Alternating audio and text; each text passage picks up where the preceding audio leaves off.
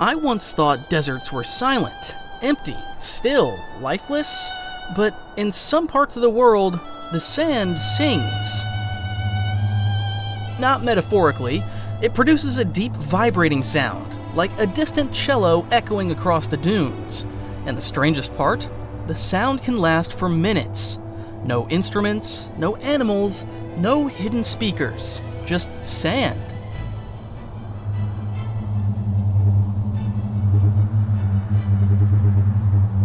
This is Spinofacts. I'm Matias, and today I'm taking you into one of the strangest natural phenomena on Earth: singing sand dunes.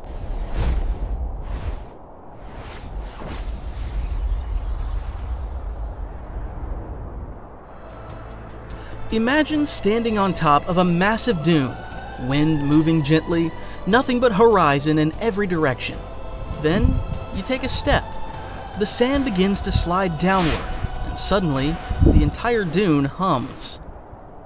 A deep, low-frequency tone rolls through the air. It feels less like sound and more like vibration, like the earth itself just exhaled. For centuries, travelers thought this was supernatural. Some called it the voice of spirits. Others believed it was trapped air escaping from beneath the ground. But the truth is even more fascinating. Not all dunes sing. In fact, most don't.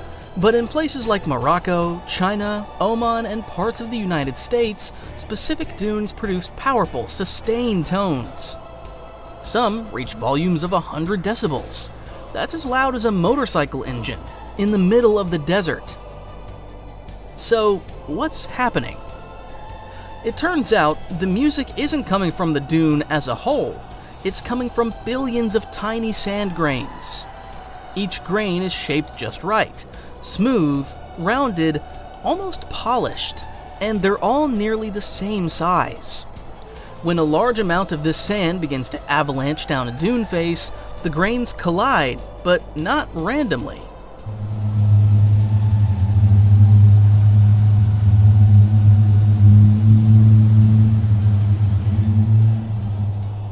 Under the right conditions, they synchronize. They begin to move together, like microscopic musicians playing in rhythm. And when billions of grains slide in unison, they vibrate the air. That vibration becomes sound. Here's where it gets even stranger. The tone produced by a dune is consistent. One dune might sing at 70 hertz, another at 100. Almost like each desert has its own musical note.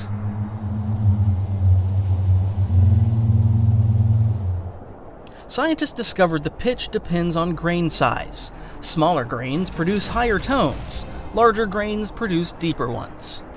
The dune becomes a natural instrument, but unlike a guitar or violin, no human is controlling it. The wind starts the movement, gravity keeps it going. Physics turns it into music.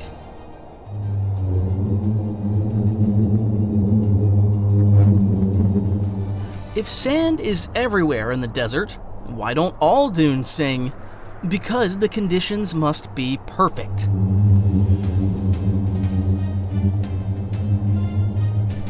The grains must be extremely dry. Even a little humidity stops the sound completely. They must also be clean, free from dust or clay. If the surfaces are rough or coated, they can't synchronize properly.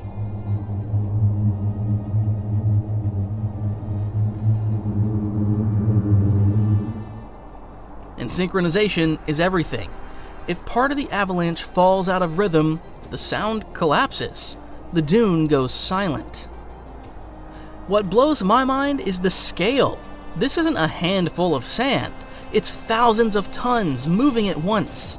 And somehow, within that chaos, perfect order emerges. Billions of grains sliding together with timing precise enough to create a sustained tone. That's not magic. That's collective physics. Marco Polo wrote about it. Ancient Chinese travelers described booming sands. For centuries, people feared it. Imagine hearing a deep rumble beneath your feet, with no visible source.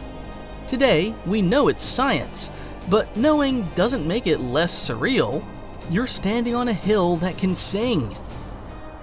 Nature doesn't need strings, wood, or metal to create music. All it needs is motion, friction, synchronization. The desert isn't silent. It's waiting for the right moment to perform. Next time you see sand, remember this. Each grain might look insignificant, but together they can fill the horizon with sound, turn an empty landscape into a natural symphony. The earth doesn't just move, it resonates. If this changed how you think about deserts, hit that like button. Subscribe to Spinofacts for more hidden science in unexpected places, and tell me, what other natural mystery should we uncover next? Because the truth is always more incredible than fiction. I'm Matias, and I'll see you in the next one.